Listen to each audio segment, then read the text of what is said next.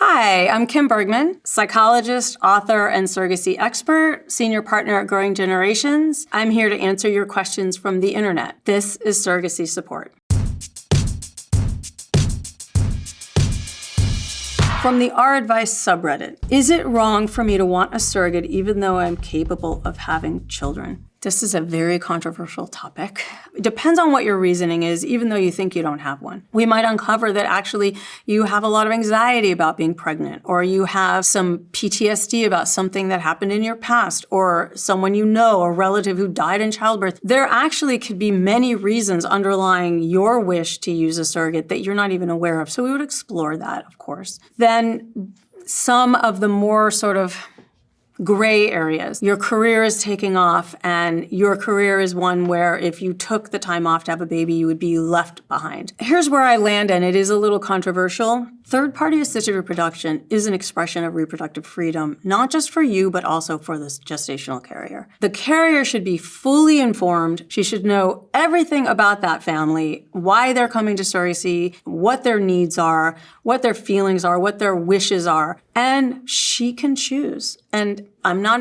really weighing in on whether it's right or wrong, but I can tell you truthfully, anecdotally, many gestational carriers do not care. They believe in surrogacy as a way to create families, and they often do not have a judgment about why. I know a lot of people are curious about celebrities who use a surrogate. There is a lot that goes on that the public doesn't know about. So it may look like a celebrity is just choosing a surrogate out of ease or comfort or vanity. It isn't always the case. Often, those celebrities have a reason to use a surrogate, but they're keeping it private. I know what people are thinking, but it's a celebrity, it's a lot of money, it's exploitative. Yeah, those things come to play, and that's why you need really good experts who can tease out what's really going on and help to make this the most ethical process possible. Our next question is from Puzzle-Headed Tell 480. Surrogacy, exploitative or empowering? It could be either. When it is done right,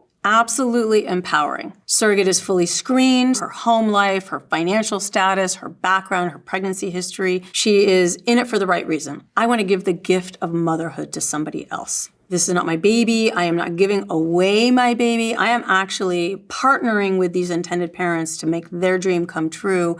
How powerful, how amazing am I? The pot of gold at the end of the rainbow for the surrogate is the look on the parents' faces when they lay eyes on their baby for the first time. That is an incredibly empowering moment. Yes, of course it can be exploitive if it's not done right. This is a delicate process, and everybody really needs to be doing this the most ethically that it can be done. That all of the experts are doing their job, that everybody is communicating, that there's transparency, authenticity, honesty, expectations are set correctly, that there are legal contracts in place, that there are all of the safeguards and guardrails that we have that are readily available. And when that happens, this is an incredibly beautiful and empowering experience. You have to remember, they're fully screened, they're fully informed and consented. We only take the top 1 to 2%. The screening process is multi-layered and several months and a big commitment. So they really have to be full in. One of the tells for me is that a lot of women who are surrogates go on after the surrogacy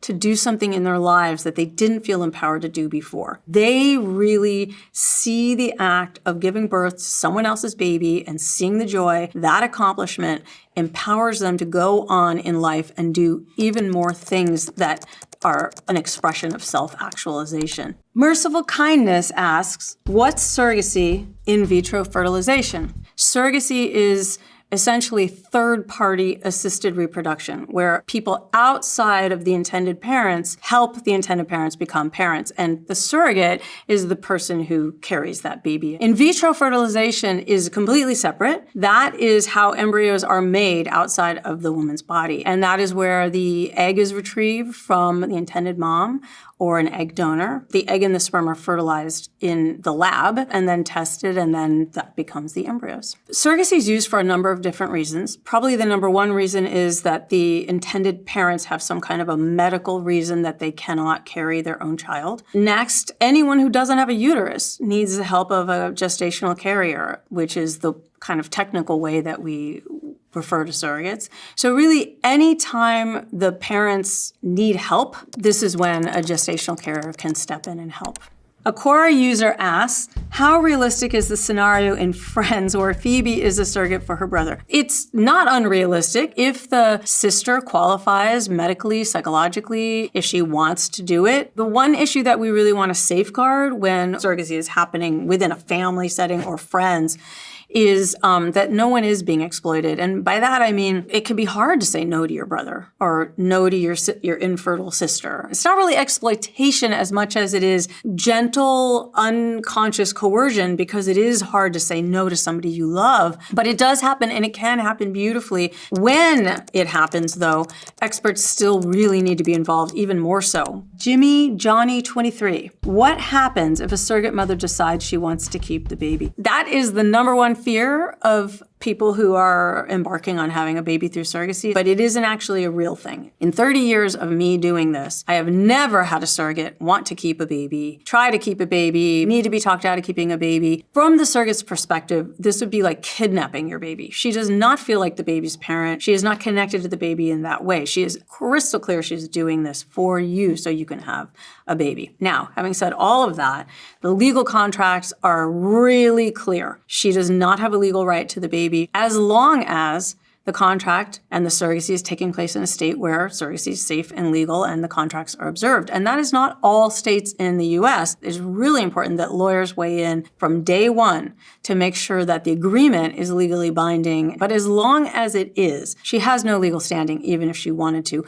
But again, that's not really good enough. We don't want a surrogate to be unhappy and regretting this decision. So the screening is really where this comes in. I will say most agencies have a very rigorous screening process. And that screening process is what ends up having, in 30 years, never having had a surrogate even question whose baby it is and who takes the baby home.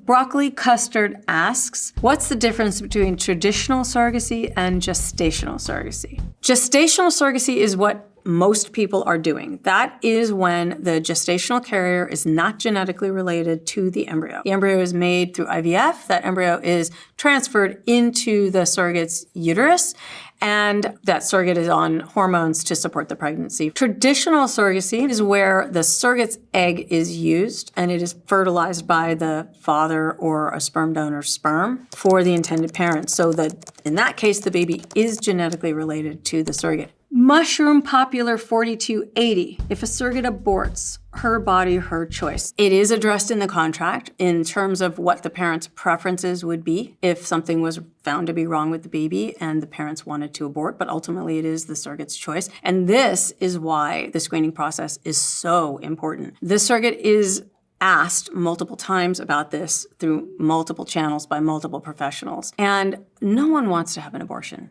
It's never anybody's choice. But if a surrogate says something like, this won't happen to me, or I would never abort my own baby, we're just going to have questions about whether or not she should be a surrogate, not because we believe in abortion or against abortion, but because we want her to be safe and happy at the end, and we don't want her to be in a position where she's uncomfortable. So most of the time, the surrogate's position on abortion is something like this. I hope we don't have to have one, but of course I would have one if the parents wanted me to. Now, I will also say embryos are typically being tested for different fetal abnormalities.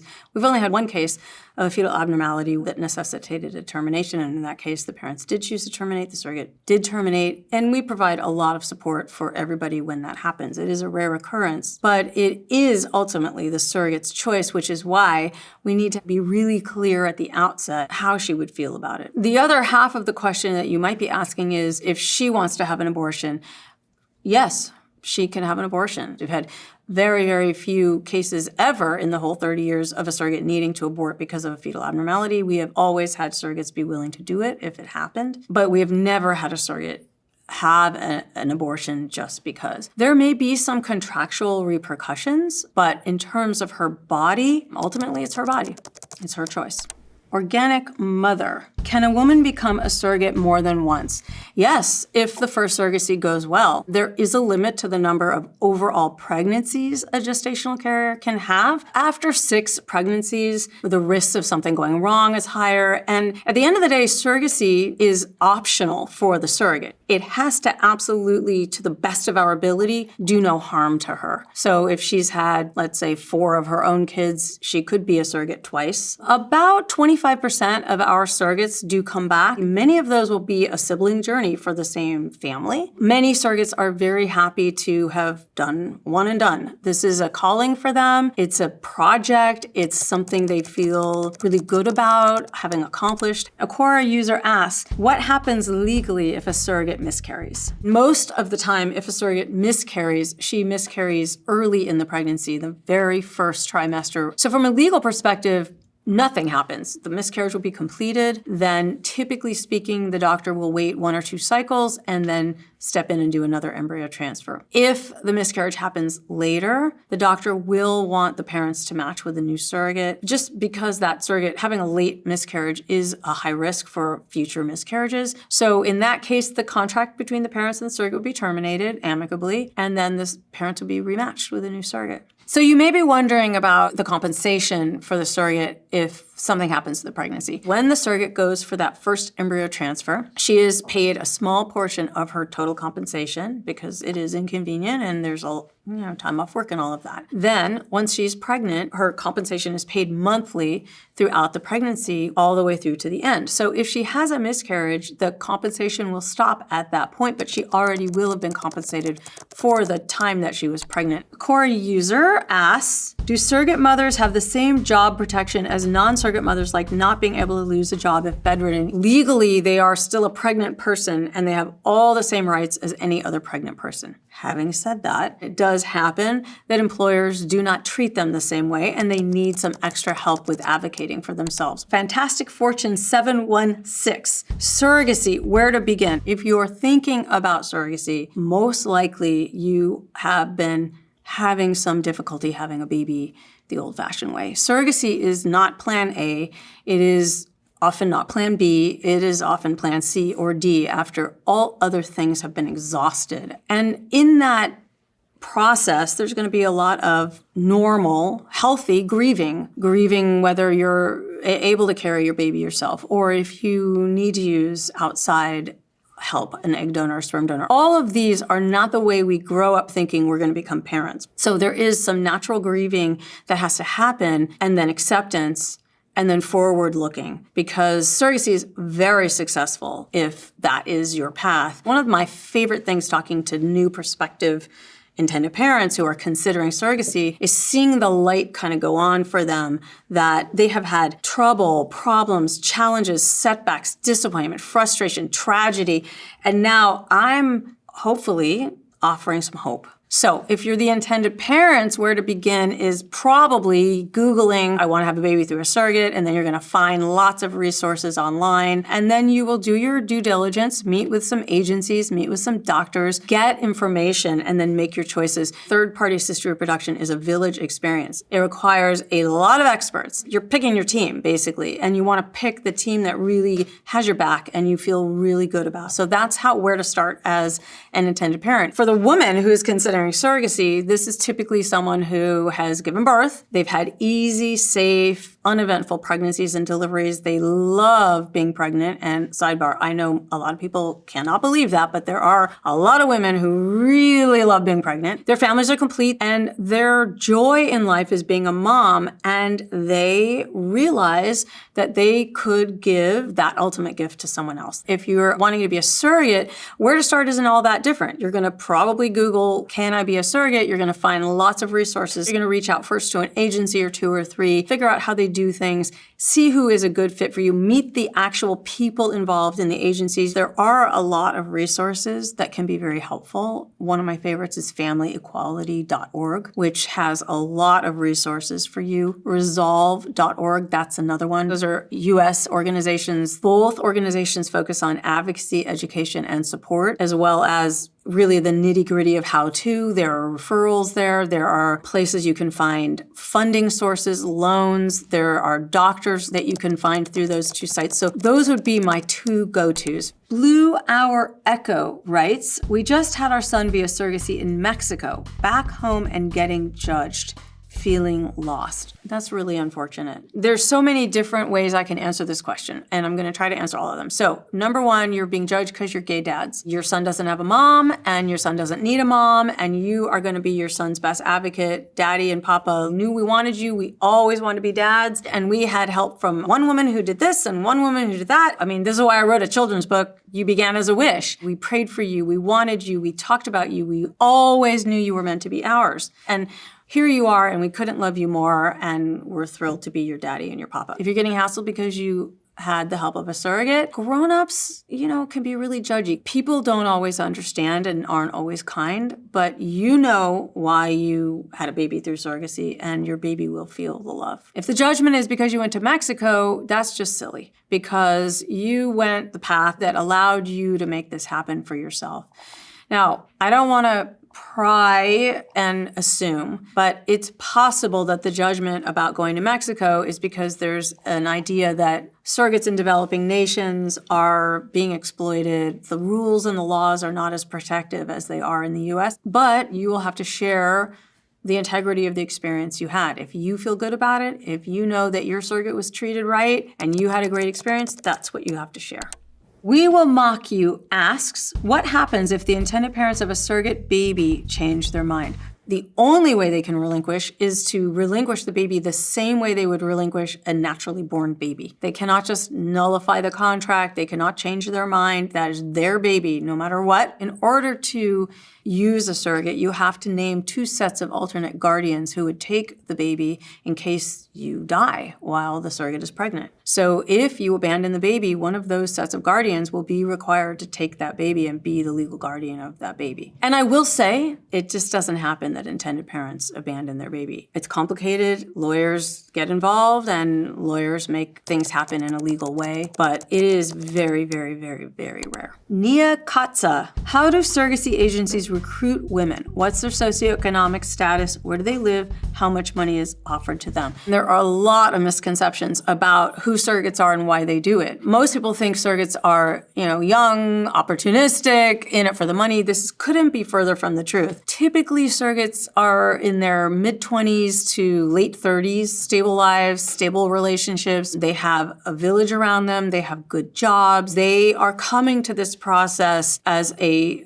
really kind of like a project that they want to take on that's ancillary to their already pretty beautiful, well-established lives. People who want to be surrogates are often in helping professions. It's a similar mindset. So a lot of nurses and school teachers, preschool teachers, we specifically do not recruit women to be surrogates. We want women who want to be surrogates to find us, and then we put them through the screening process. Socioeconomically, they have to be at a certain financial level depending on where they live, so they cannot be on food stamps or state aid. And this is not a judgment. It's just simply the women who are going to be surrogates really need to be food stable, home stable, financially stable. They cannot depend on the surrogacy compensation to feed their kids. It does put exploitation on the table, so we want surrogates for whom the surrogacy compensation is gravy. The compensation varies depending on the agency. At Growing Generations, our compensation is on the higher end. It's part of how we end up with only 1% to 2% of women who want to be surrogates. We're very rigorous. We put them through a lot. So it starts at about $75,000. And then, of course, all their expenses are also paid. The money is for the pain and suffering, the inconvenience, the risk. This is not a 9-month process from the time the surrogate applies to be a surrogate till she delivers a baby. 2 years. Could be longer. From Stone 500. My wife offered to be a surrogate for our friends without talking to me about it first. How upset am I allowed to be? You are allowed to be as upset as you are, because those are your feelings and you can have them. Surrogacy is definitely a family affair, and surrogates need the support of their husbands. It is not something to be taken lightly, and as an agency, we would not accept a surrogate whose husband is not fully on board. The good news is, in order for your wife to be a surrogate, she is going to need a doctor and a lawyer and all of the parts, and all of those experts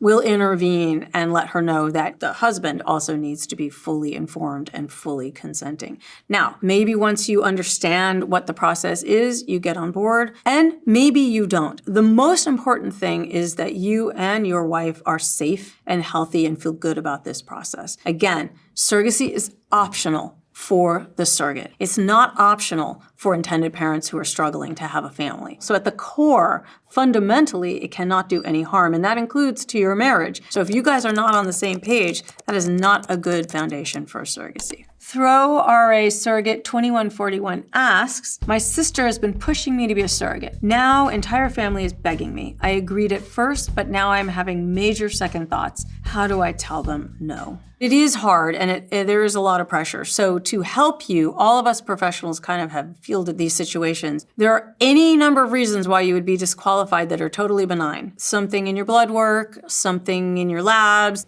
something in your psych history, and a professional can help you get out of this. I have had many cases, it's not usually a surrogate, it's more often an egg donor, where the egg donor promises her brother she's going to be the egg donor, and they're all happy family and they can't wait, and I get her in a room. First thing she says is, I do not want to do this. I don't know how to get out of it. In those situations, we will help you get out of it while saving face. It is a really big commitment, and it's not something to be taken lightly, and you definitely don't want to do it if you don't want to do it. A Quora user asks, what are the risks involved in surrogacy and how can they be avoided? So in terms of medically for the gestational carrier, there are so many medical tests and things put in place to ensure her safety. For example, we only accept the top 1 to 2% of women who apply because there's small things in their obstetric history that could sort of foretell a risk. And the point of that is to protect her and keep her healthy, as well as obviously the pregnancy and the baby. All surrogates undergo a psychological assessment. They have access to a psychologist throughout the entire journey so that they can talk about their feelings. They have a support system if they need it. Speaking of support systems, we thoroughly vet a surrogate support system. So she has to really have a village around her that's supporting her in this venture. Surrogacy is completely contract driven. The intended parents have a lawyer, the surrogate has a lawyer. They create a contract together. This contract spells everything out for everybody. It is a very safe process from a legal perspective. Financially, the compensation, all of the expenses, all of those funds are put into an escrow account and those bills are paid in real time. All of this is to say there's a lot of front-end planning. We want to really reduce surprises. We want surprises like you're pregnant, it's a boy, it's a girl, but we don't want surprises that we could have planned for in advance. So we do a really good job of front-ending the whole process to keep everybody as safe as possible. Laputa9 asks, why is surrogacy illegal or limited in so many European countries? So-called altruistic surrogacy is legal in many countries. What is illegal is compensated surrogacy. That is considered illegal in many countries because those countries believe that the surrogate is being exploited. Further, those countries believe that whoever delivers the baby is the mother, and they write their laws around that construct. So if a surrogate delivers a baby, even if she's not genetically related to the baby, she is the legal mom. So contrary to that, in the US, the laws around surrogacy state that the intended parents are the parents who intended for this baby to be born into their family. So even intended parents who have no genetic connection to the offspring, they use an egg donor and a sperm donor and a surrogate, they still have full legal parental rights to that baby. They intended for that baby to be born. And that is the law in the US. It's very clear. So all surrogacy is altruistic. Whether the surrogate's being compensated, whether she is not, whether her expenses are being paid, whether they're not, at the core of surrogacy, ethical surrogacy, is altruism. Surrogates are so generous. They are really crazy generous. They are a special kind of generous. And even though they're being compensated, it does not take away from that generosity. So yes, the argument that because they're being paid, they're being exploited is very interesting because it doesn't really make sense. If the same surrogate would do it not being paid, isn't that the more exploitative option? I say yes, it is very inconvenient. It's a 2-year commitment. There's risk. There's time away from her family. This is what she's been compensated for. It's only exploitive if she wouldn't make the choice any other way. If she is going against her own best judgment because she can't feed her kids. And that's why surrogates have to meet a financial requirement. They have to be free of any financial stress. From Wreck the Rick, attachment issues from being removed from mother due to surrogacy. This supposes that the surrogate is the mother. The surrogate is not the mother. And there is a good body of research that babies born through surrogacy fare just as well. There are lots of ways in which the intended parents can bond with the baby while the surrogate is pregnant by participating in the OB care and things that are shared with the baby through earbuds, through the uterus, voice and music. And I think bonding is a very individual process. The bonding and relationships are just as strong with the intended parents and the baby, regardless of how the baby was born. I see kids who are thoroughly loved and wanted by their parents, and I don't see any missing in the bonding. Woleed asks, how much does surrogacy cost? It's expensive. At the very lowest, about $150,000, and it can go up from there. $200,000, even $300,000. It is, kind of like building a house. There's just a lot of parts, and they all need to be paid. You've got the agency fee, you've got the surrogate's compensation, you've got the doctor's fee, the lawyer's fee, the medical insurance, the medical expense for the OB care. There's also the IVF cost, and if you need an egg donor or a sperm donor, all of the surrogate's travel, all of her lost wages, all of her expenses around the screening and the embryo transfer and then the pregnancy and then postpartum when she's not working. All of these expenses go into the process. And what you should get when you start the process is a line-by-line budget. So you know exactly how much it's predicted to cost from the beginning because actually it is very predictable. A Quora user asks, does surrogacy assure a healthy baby? So no pregnancy ever assures a healthy baby. Pregnancy is risky.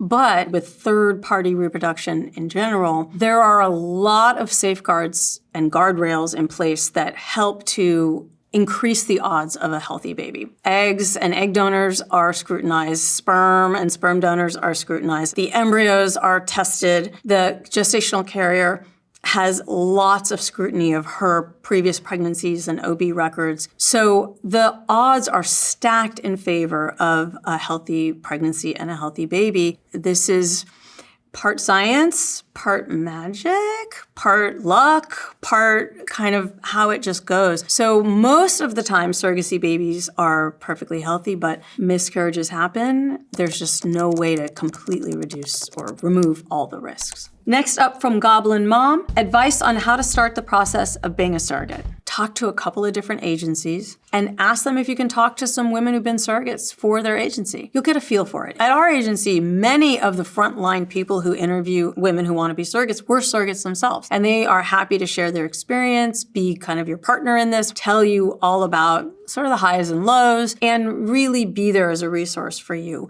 But it is a gut check experience because it's a very human process. So you want to feel really good about the people you're talking to. Pleasant Choice 6130. The screening process seems pretty rigorous for potential surrogates. Is it the same for intended parents? So surrogates are screened. They're going to have to meet a certain baseline requirements. They have to have given birth. They have to have had easy pregnancies and deliveries. They have to live in a state where surrogacy is safe and legal, be at a certain financial level, so they're financially stable. They have to have the full support of their family and friends, their boss, their kids if they're old enough. They have to be absent of any other medical issues. No drugs, no alcohol, no smoking, no history of criminal behavior, no arrests. So there's a lot they have to go through just to get to the point where they are medically screened. And then, of course, they have full labs, blood work, uterine ultrasound, kind of a head-to-toe physical, full psychological screening. The intended parents also have to have a psychoeducational consult. They also have to have blood work and infectious disease and all those other things because their body fluids are going to be impacting the surrogate, so all of that needs to be done. And then they will have a criminal background check. Okay, from Organic Mother, what impact does surrogacy have on the surrogate's mental health? It should have a positive impact on her mental health. They will have a very comprehensive psychological assessment by a mental health professional. Then, in our program, there's ongoing unlimited psychological support throughout the process. Pregnancy can be stressful,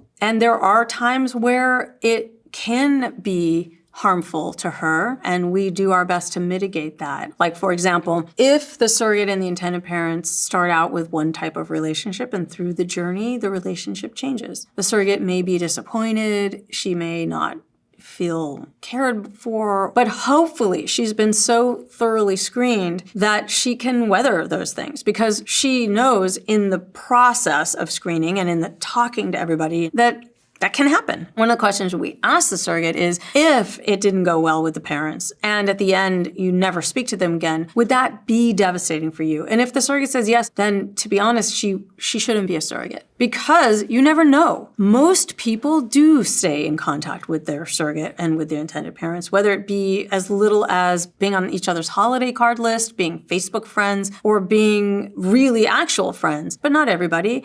And the purpose for the surrogate of being a surrogate shouldn't be to have a whole new friendship and a whole new family. If that happens, it's gravy, it's wonderful. But the purpose for her should be helping someone become a parent. And our job in the screening process is to make sure that we're only letting women go forward who have that mindset and understand that, so that they are not hurt later. Not because it's a judgment, not because she's wrong to feel that way, but because we want to make sure we're not going to set her up for harm later on. We want to make sure expectations are realistic. It is something we talk about in great detail at the match meeting. What is everybody's expectation for this journey together? So obviously, if the parents say we really want to be super involved and we want to be friends for life, and the surrogate wants that too, that's a good match. But the surrogate still needs to understand, as do the parents, it may not happen that way. So there are a lot of things we do and put in place to safeguard the surrogate's mental health. It's very important. Her health in all ways, physical and mental, are paramount in this process. This is from the Futurology subreddit. Are we too close to making Gattaca a reality? You've stumped me. Look, science has taken us really far. Even in my 30-year career, the science around IVF, the science around family planning, the science around what we can and can't do has changed. There are really clear ethics, and there are very good ethics societies that write about this and talk about this. The American Society for Reproductive Medicine has papers about every aspect of this process. There is a very robust ethical committee, and that committee explores and discusses all of these issues. But I would say for the most part, the advances in science have been for the better. Heaven's Dump Truck writes, would you tell your child if they were conceived through surrogacy? Yes, giant yes. Kids want to know where they came from. And they don't come out with any preconceived ideas about where they came from or what it's supposed to be like. They don't land on the earth knowing it's supposed to be a mom, a dad that they're genetically related to that gave birth to them. They know love, commitment, they know consistency, they know a human being grown up who's there to take care of them. So yes. And you tell the story, some version of this. Mommy and daddy, or mommy and mama, or papi and papa wanted a baby so much, and we needed help. It takes several different ingredients to make a baby, and we had this one and that one, but we didn't have this one. And so a really nice lady helped us with this one, and her name is Susie. And she helped us because we really wanted you. We always knew we wanted you. We wished for you. We thought about you, and we prayed for you, and we knew you were meant to be our baby, but we needed help having you. And so she helped us, and we were there when you were born, and you came out, and you looked right in my eyes, and you wrapped your fingers around my finger, and you're our baby. That's your story. Babies, children want to know, and they will think it is the most normal thing in the world if you do. This is everything for today. I hope you learned something, and I am always here if you have questions. Find me on the web. I'm easy to find, and I'm happy to be a resource. Thanks for watching Surrogacy Support.